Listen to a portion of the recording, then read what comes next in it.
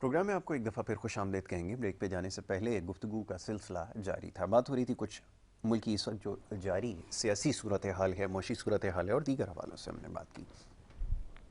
आज जुमे का दिन है। इस दिन की मुनासबत से और इसके हवाले से प्रोग्राम में अमूमन गुफ्तगू की जाती थी। सिलसिला आगे जारी रहेगा क्योंकि अभी दौरान ब्रेक बहुत सारे पैगामात मौसूल हुए हैं। यकीनन वो सिलसिला आगे भी जारी रहेगा, लेकिन इस वक्त जैसे मैंने आगाज़ में एक बड़ी लंबी तमहीद बांधी थी कि लोग चाहते हैं कि मुल्की हालात के हवाले से गुफ्तगू की जाए, जारी सूरत हाल पे बात की जाए, तो इस पे बात करना बहरहाल ज़रूरी है। ये प्रोग्राम का दूसरा हिस्सा और इसमें भी कुछ मुल्की मामलात ही ज़ेर बहस आएंगे। मुख्तलिफ़ मेहमान यहाँ पर मेरे साथ मौजूद हैं, उन्हें सबसे पहले मैं खुशामदीद कहूँगा और उसके बाद फिर हमारी गुफ्तगू जारी रहेगी। मुख्तलिफ़ हवालों से ख़ास तौर पर मईशत के हवाले से बात करेंगे। हमारे जो पहले मेहमान हैं बड़े ही ख़ास मेहमान हैं। मईशत के ऊपर जब भी हम बात करते हैं उन्हें हम यहाँ मदऊ करते हैं, उनसे बात करने का मौका मिलता है, मामलात को समझते हैं, तहकीक के शोबे से वाबस्ता हैं। पाकिस्तान में अमूमन इसके ऊपर काम कम होता है। पूरी दुनिया में एक अपना मकाम आपने बनाया तहकीक के हवाले से। दुनिया की मुख्तलिफ़ यूनिवर्सिटीज़ में अपनी खिदमात जो है आपने सर अंजाम दी हैं। डॉक्टर मोहम्मद शहबाज, और तारुफ़ क्योंकि बहुत माशाल्लाह तवील है तो मैं कोशिश करूँगा दौरान गुफ्तगू आपको उनके बारे में और मज़ीद कुछ बताऊँ। डॉक्टर शहबाज को आज हमने मदऊ कर रखा है। बहुत शुक्रिया डॉक्टर साहब प्रोग्राम में वक्त देने के लिए। जी बहुत शुक्रिया सर। जो गुफ्तगू का आगाज़ होगा डॉक्टर शहबाज से होगा। डॉक्टर साहब, मुल्की हालात का आप जायज़ा ले रहे हैं और बहुत अच्छे से ले रहे हैं। सूरत हाल आपके सामने है। कुछ देर पहले नैब के मामला ज़ेर बहस आए थे, लेकिन अब एक आदमी सवाल ये करता है कि ये जो बढ़ती हुई महंगाई है इसको काबू कैसे किया जाएगा, और क्या वाक़तन ऐसा है कि जो पिछली हुकूमत रही है या माजी में भी जो हुकूमतें रही हैं वो एक मुआहदे के तहत पाबंद होती हैं कि इस अरसे तक महंगाई को बढ़ाया जाएगा और एक मयार मुकर्रर किया जाता है कि यहाँ तक चीज़ों को ले जाया जाएगा और इससे पीछे फिर नहीं हटा जा सकता। क्या वाक़तन ऐसी सूरत हाल माजी करीब में रही है? मैं चाहूँगा ज़रा इसके ऊपर गुफ्तगू कीजिए। जी बहुत शुक्रिया यासिर। सबसे पहले एक बड़ी जो बुरी खबर है मैं वो बताऊं। जो कराची में बैठा हूं तो कराची के बारे में कल एक वर्ल्ड रैंकिंग हुई है कि जो दुनिया के बदतरीन शहर हैं तो उसमें 173 में से कराची का नंबर है वो 168 आ रहा है। तो जैसे अक्सर मैं कहता हूँ कि हम बिल्कुल टॉप की पोजीशन को छूते हैं लेकिन from bottom not from top. ऐसा ही तो वो ये आप देखें कि जो डेवलपमेंट है ये हमारा विजन है, चीज़ें किस तरह से चल रही हैं। दूसरी जो बात है, अक्सर मैं प्रोग्राम में ये कहा करता हूँ कि ये हमारे यहाँ जो भी गवर्नमेंट आती है उनका एक ही बयानिया होता है कि मैं 5 साल पूरे करूँगा। आप कल प्राइम मिनिस्टर साहब का बयान पढ़ लें, उन्होंने कहा जी हम अपने 14 माह की टेन्योरशिप जब वो हम पूरी करेंगे। तो वो इस चीज़ के बारे में तो मेरा ख्याल है कम ही परेशान है कि हमें महंगाई के ऊपर कंट्रोल करना है, क्योंकि ये बयान दे देना कि जी हम कड़े फैसले करने की ज़रूरत पड़ी तो हम कड़े फैसले करेंगे। मुझे तो अभी तक इन कड़े फैसलों की समझ नहीं आती। क्या ये महंगाई या तेल की कीमतों को बढ़ाना या बिजली की कीमतों को बढ़ाना इसको कड़ा फैसला कहते हैं, कि या जो नैब सॉरी उसमें FBR में पता चला कि लोग टैक्स जो है वो अवॉइड कर रहे हैं, टैक्स चोरी कर रहे हैं, तो उनकी आइडेंटिफिकेशन हुई है तो उसके ऊपर हाथ डालना वो बड़ा फैसला है। अब ये डिफ्रेंशिएट हमें करने की ज़रूरत है और ये जाहिर सी बात है हुकूमत वक्त जो है वही डिफ्रेंशिएट कर सकती है। और जैसे मेरे ख्याल में जो लास्ट प्रोग्राम मेरा हुआ था उसमें मैंने ये कहा था कि जो सिचुएशन चल रही है, क्योंकि हमारे यहाँ कोई एग्रीकल्चर पॉलिसी नहीं है, कोई हमारे यहाँ इंडस्ट्रियल पॉलिसी नहीं है। एक आज जो सेक्टर बचता है सबसे ज़्यादा उसी में इन्वेस्टमेंट भी आपका उसी के अंदर हो रहा है, उसी में सारी चीज़ें जो आपकी वो पुट की जा रही हैं। और ये ऐसा सेक्टर है कि जिसके लिए जाहिर सी बात है स्किल्ड कैपिटल की ज़रूरत है। अब जो हमारे यहाँ जो पॉपुलेशन के अंदर जो हम कहते हैं जी मोर देन 50% यूथ है, उसके अंदर भी 60 to 70% लोग जो अनस्किल्ड हैं। तो बेसिक प्रॉब्लम हमारा ये है कि हम उन लोगों को कैसे खपाएं, और वो तभी खपेंगे जब तक आप अपने इंडस्ट्री और अपना जो एग्रीकल्चर सेक्टर उसको तवज्जो नहीं देंगे। पीछे 3 से 4 साल तक जो है आप देखें तो 25,000 से 30,000 छोटे बड़े बिजनेस बंद हो चुके हैं। ये गवर्नमेंट कहती है, इससे पीछे भी गवर्नमेंट कहती रही, हमारे यहाँ ईज डूइंग बिजनेस जो है उसका इंडेक्स जो है वो टॉप पे चला गया है। क्वेश्चन ये नहीं है कि आप मैनिपुलेशन करें फिगर के साथ, क्वेश्चन ये है कि वो आपका जो फिगर ऑफ ग्राउंड रियलिटी के साथ कितना मैच करता है। तो जब आपको ये भी कहा जाता है कि ठीक है जो मुआहदा हमारा IMF का साइन हो गया है, मामला तय हो गए हैं, और उन मामला में ये भी तय हुआ है कि आपने 1 जुलाई से लेके ऑनवर्ड 50 रुपए फी लीटर तेल की कीमतों में इजाफा करना है। जब तेल की कीमतों में इजाफा होगा तो फिर मुझे बताएं कैसे हम कहेंगे जो महंगाई कंट्रोल होगी। साथ आपने ये भी तय किया है कि हम बिजली की कीमतें जो हैं फी यूनिट उसमें भी इजाफा करेंगे। तो जब वो इजाफा होगा तो फिर आप ये कहें जी कि आप 4 से 6 माह या 10 माह हम पॉलिसी इंप्लीमेंट कर रहे हैं तो आने वाले वक्त में महंगाई कंट्रोल हो जाएगी। सॉरी टू से पाकिस्तान दुनिया का वाहिद मुल्क है कि जहां जब तेल की प्राइसेस बढ़ती हैं तो महंगाई शूट करती है, लेकिन जब तेल की कीमतें कम होती हैं तो महंगाई पास ऑन नीचे नहीं आती। बिल्कुल ठीक है डॉक्टर साहब, एक चीज़ की ज़रा वजाहत चाहूँगा।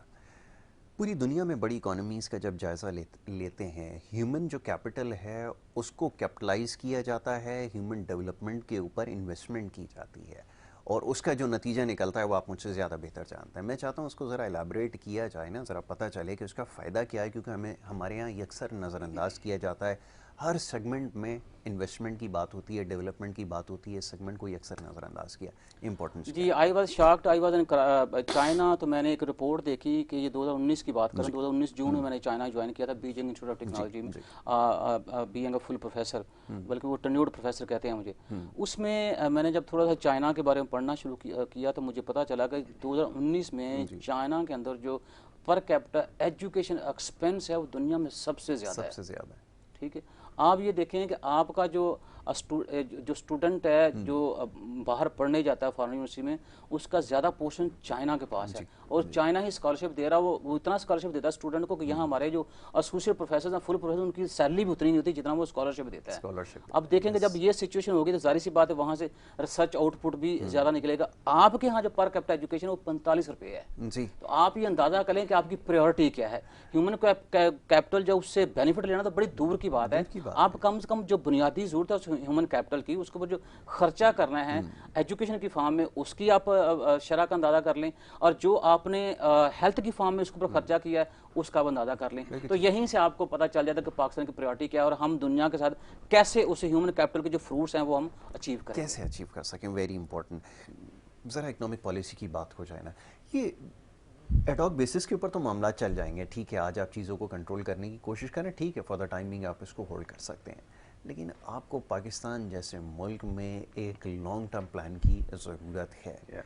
अभी पॉलिटिकल पार्टीज़ ख़ासतौर पे जो पिछली गवर्नमेंट रही है, मैं इसलिए ज़्यादा क्रिटिसाइज़ करता हूँ टू बी वेरी ऑनेस्ट, बहुत सारे फ्लॉज मुझे नज़र आए। हर जगह मुझे जिस चीज़ का वो नज़र आया वो पॉलिसी की कमी थी, जो नहीं नज़र आ रही थी, जो डायरेक्शन नज़र नहीं आ रही थी। मैं आपसे 2018-19 से पूछता आ रहा हूँ, क्या कोई आपको डायरेक्शन नज़र आ रही है?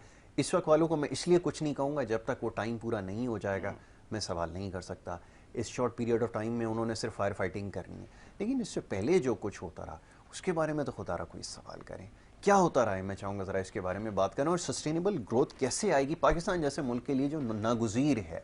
जी जी, उसमें मेरे ख्याल में पहले हम बहुत डिस्कस कर चुके हैं इन चीज़ों, बहुत बात हो चुकी है। डायरेक्शन की जहाँ तक बात है, आप अगर पिछली गवर्नमेंट, अब जाहिर सी बात जो अपोजिशन में है, हालांकि वो कहते हैं इम्पोर्टेड गवर्नमेंट, तो हमने इनके साथ नहीं बैठना, तो हम अपोजिशन में भी नहीं है। तो इनके जो अभी के बयान आ रहे हैं कि उससे आपको डायरेक्शन नज़र आ रही है क्या, उससे कुछ सेंसिबिलिटी आपको नजर आ रही है? उससे नजर आ रहा है आपको कि ये वाकई रिस्पांसिबल लोग थे जो पहले काम कर रहे थे? देखिए, दूसरी बात ये है कि अभी पिछले दिनों जरदारी साहब का एक बयान आया है कि हमारा जो फ्यूचर है वो चाइना के साथ जुड़ा हुआ है। देखिए, इसमें भी कोई शक वाली बात नहीं है कि जाहिर जो आपके दोस्त अहबाब होते हैं खासकर रीजन के अंदर, हमें उनके साथ बना के रखनी चाहिए। लेकिन मैं ये कहता हूँ कि जब आप ये बात करते हैं कि चाइना से हमारा फ्यूचर जुड़ा, तो क्या चाइना की तरह आप या उसका जो सिस्टम है, खासकर पॉलिसीज की जो बात कर रहा हूँ, उसको आप कॉपी कर सकते हैं? कॉपी करने में तो ज़्यादा अकल की जरूरत नहीं है, वो तो चीज़ें आप लेके चल सकते हैं। अगर मलेशिया आपका 5 साल प्रोग्राम जो है प्रोग्राम लेके आगे बढ़ सकता है, ठीक है, कोरिया आपके बाद आया, वो आगे बढ़ गया, चाइना भी जाहिर पर आपके साथ ही था, उसका और बहुत सारे रीजन के अंदर कंट्रीज हैं जो जिनका पर कैपिटा जीडीपी जो आपसे बढ़ गया, इवन कि बांग्लादेश हमसे वो आगे निकल गया है। देखें, उसमें जो फ्यूचर पाकिस्तान के अंदर मुझे जो मेरे ख्याल में नज़र आता है वो इसी में आता है कि देखें, इनको लगा कि इमरान खान साहब जो हैं, हमारे साहब का प्राइम मिनिस्टर जो है, हम मुल्क को बेच के खा जाएंगे। 15-16 पार्टियां इकट्ठी हो गई, उसमें हम ये कह सकते हैं चलो इनका अपना स्टेक था, मान लेते हैं ये बात। आप जब इस बात पर इकट्ठे हो सकते हैं, क्या पूरे स्टेक होल्डर्स, उसमें एस्टेब्लिशमेंट भी है, उसमें ये गवर्नमेंट भी है, उसमें जो हमारी सो कॉल्ड अपोजिशन भी है, उसमें आपके पॉलिटिशियंस भी हैं, उसमें आपका बिजनेसमैन भी है, उसमें आपकी जुडिशरी, सारे जो हैं, क्या ये स्टेक होल्डर जो हैं ये इस बात पर इकट्ठे नहीं हो सकते कि भाई साहब 30 साल का प्लान बनाओ, ये कॉम्प्रिहेंसिव पॉलिसी है आपकी, इस 30 साल में जो भी रजीम शिफ्ट हो वो पिछले रजीम की जो पॉलिसीज हैं उसको चेंज ना करिए, 30 साल तक चलते रहना चाहिए। हाँ, आप एनुअल बेसिस पर उसको रिवाइज करें, मॉनिटरिंग करें, जहाँ कहीं थोड़ा बहुत फ्लॉप को नजर आता है उसको आप क्रैक करें। लेकिन कोई बंदा जो है वो इस 30 साल के प्लान को नहीं छोड़ेगा।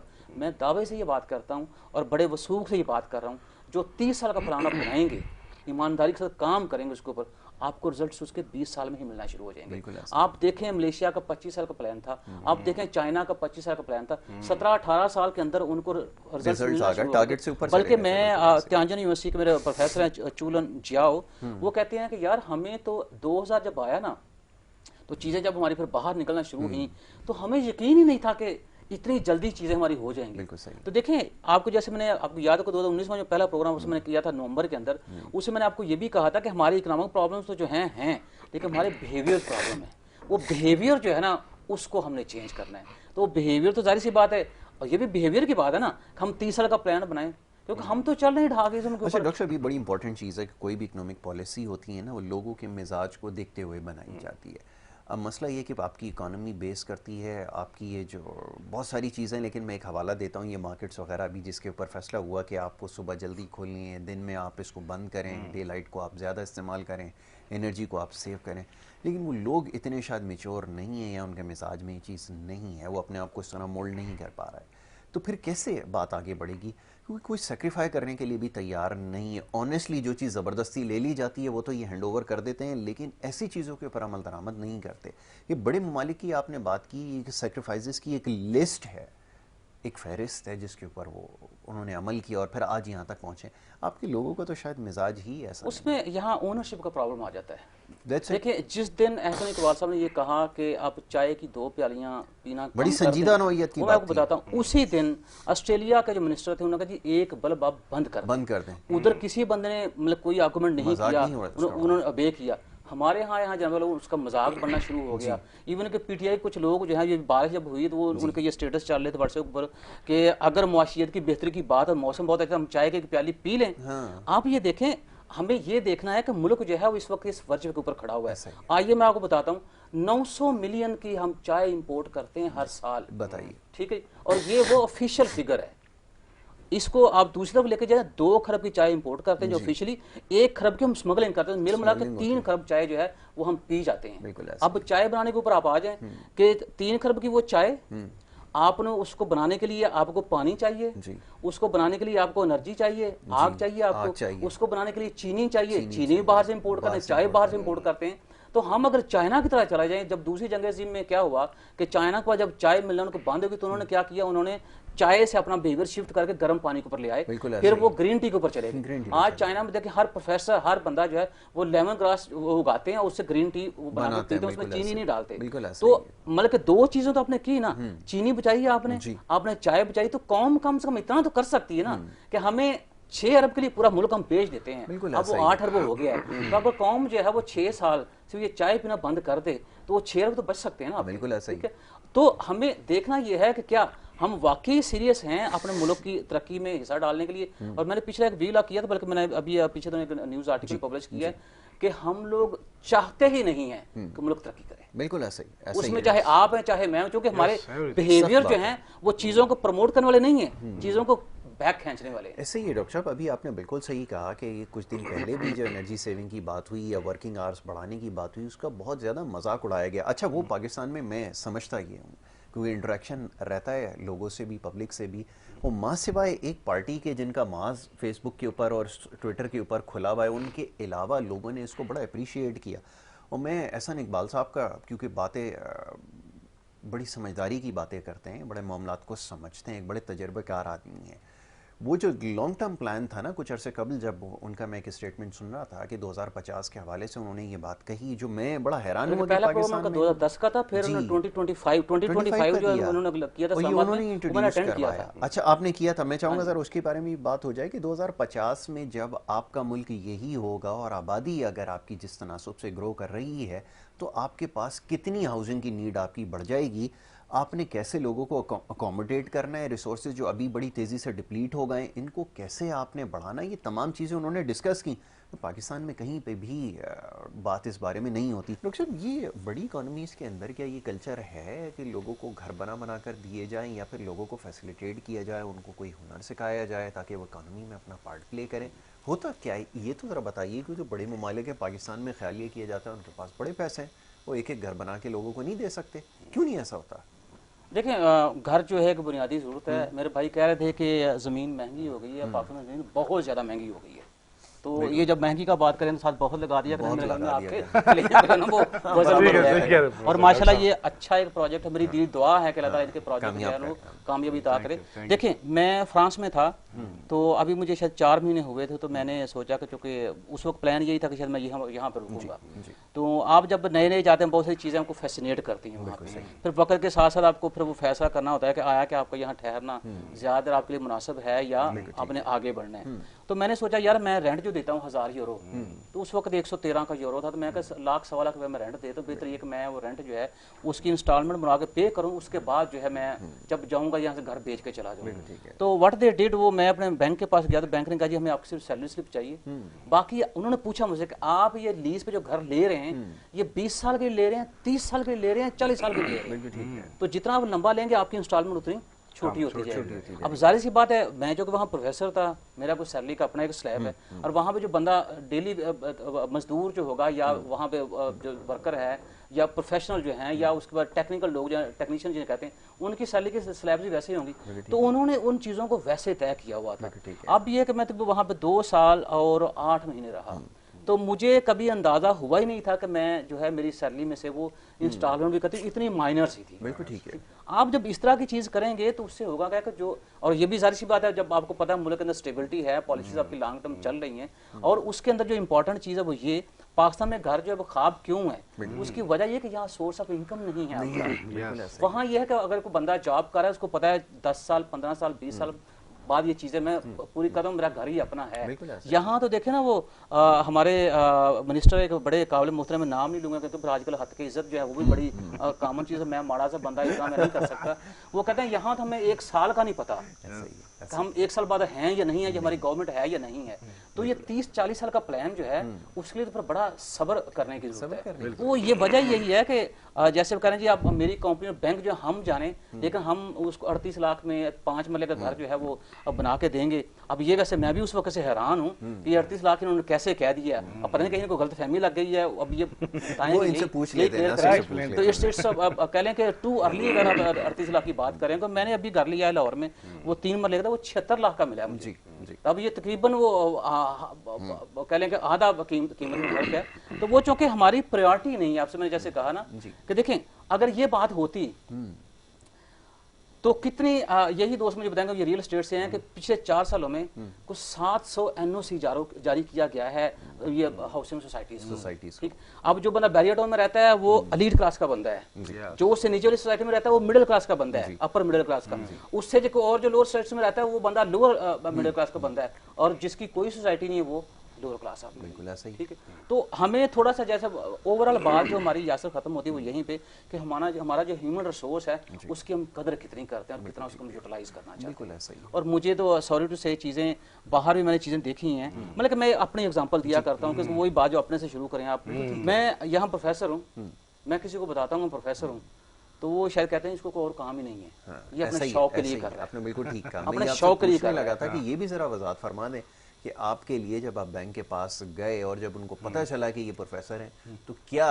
यकीन फर्क पड़ा? कीजिएगा वो मैनेजर जो था वो उठ के खड़ा हो गया। उसने साथ मेरा शुक्रिया अदा किया कि आपकी बड़ी मेहरबानी कि आप फ्रेंच इकोनॉमी के अंदर कंट्रीब्यूट करने आए हैं। अरे भी कंट्रीब्यूट मैंने क्या कर वहाँ काम कर रहा हूँ, यूरो लेके मैं पाकिस्तान वापस भेज रहा हूँ। ये इससे ज्यादा बड़ी चीज मैंने चाइना के अंदर देखी है। मुझे कोई टैक्स का छोटा सा इशू था, मुझे एक डॉक्यूमेंट चाहिए था कि मैं टैक्स पे कर रहा हूँ, जो कि मैंने अपने अकाउंट से पैसे ट्रांसफर करने थे पाकिस्तान। तो मैं गया तो वो हम बेसिकली थोड़ा सा वो गलत जगह पे चले गए थी टैक्स बिल्डिंग, लेकिन जो हमारा जो था ना वो रिसेप्शन वो कहीं और चले गए। वो फीमेल को मैंने बताया कि मैं प्रोफेसर में साथ एक और था, बच्चों को प्रोफेसर को लोशे कहते हैं, उसको चाइनीज आती थी। अनीस से मैंने कहा माशाल्लाह वो ट्रेजर हैं कॉमसेट्स यूनिवर्सिटी साइवल कैंपस के अंदर, मैं कहा अनीस यार मेरे साथ चलना यार, तो ये मसला है छोटा सा।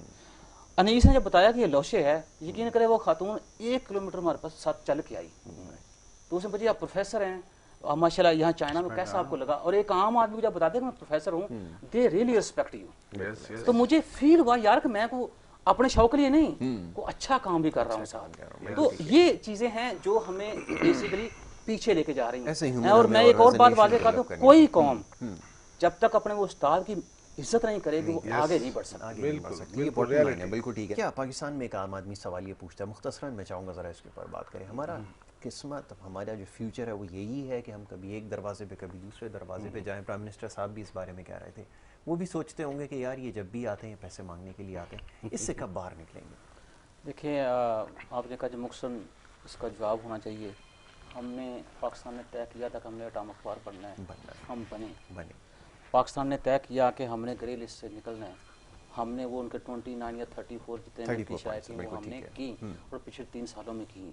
जिस दिन पाकिस्तान ये तय कर लेगा कि हमने किसी के साथ सामने हाथ नहीं फैलाने, तो पाकिस्तान इस वक्त से बाहर निकल आएगा। सिर्फ यही बात आपसे कर रहा हूँ कि चूँकि बात टेन्योर पूरे करने की हो रही है, अभी तक शायद वो बंदा कुछ सीरियस नहीं है। चूँकि मैंने ओवरऑल जो बात की है कि हमें अपना बिहेवियर चेंज करना है कि हम जो ये सोचते हैं कि हम तरक्की नहीं करना चाहते या नहीं कर सकते, दूसरी तरफ लेके आए कि हम सब कुछ कर सकते हैं। और इस सब कुछ करने में जब सबकी बात होती है फिर सबके कंट्रीब्यूशन की बात होती है। आप हों, मैं हूँ, ख्वाजा साहब हैं या और हमारे दोस्त साहब हैं, उनको अपने आप से शुरू करना है। बिल्कुल। चाय भी कम करनी है, बिल्कुल। चाय में जो चीनी डालनी है वो भी हमें कम करनी है।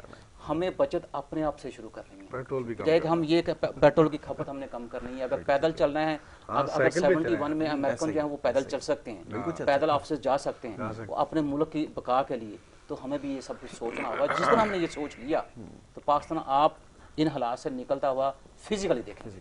इंशाल्लाह वो वक्त ज़रूर आएगा। डॉक्टर साहब मैं आपका बड़ा शुक्रगुजार हूँ कि आपने अपना वक्त दिया। नासिर ख्वाजा साहब आपका बड़ा शुक्रगुजार हूँ कि आप भी प्रोग्राम में यहाँ शामिल गुफ्तगू रहे। प्रोग्राम का वक्त यहाँ पे ख़त्म हुआ चाहता है, बहुत सारे मामला थे और इंशाल्लाह इसके ऊपर आगे चल के प्रोग्राम में ज़रूर गुफ्तगू होगी। मुख्तलिफ मेहमान यहाँ पर मौजूद होते हैं और आज भी तफसीलन गुफ्तगू हुई है मुल्की मामलात पर और मौशी हालात के हवाले से। इजाज़त आपसे यहाँ पर लेनी होगी। मंडे को इंशाल्लाह इसी प्रोग्राम में आपसे दोबारा मुलाकात होगी। अपना बहुत ख्याल रखिएगा। मोहम्मद यासिर को और पूरी टीम को दीजिए इजाज़त। अल्लाह ने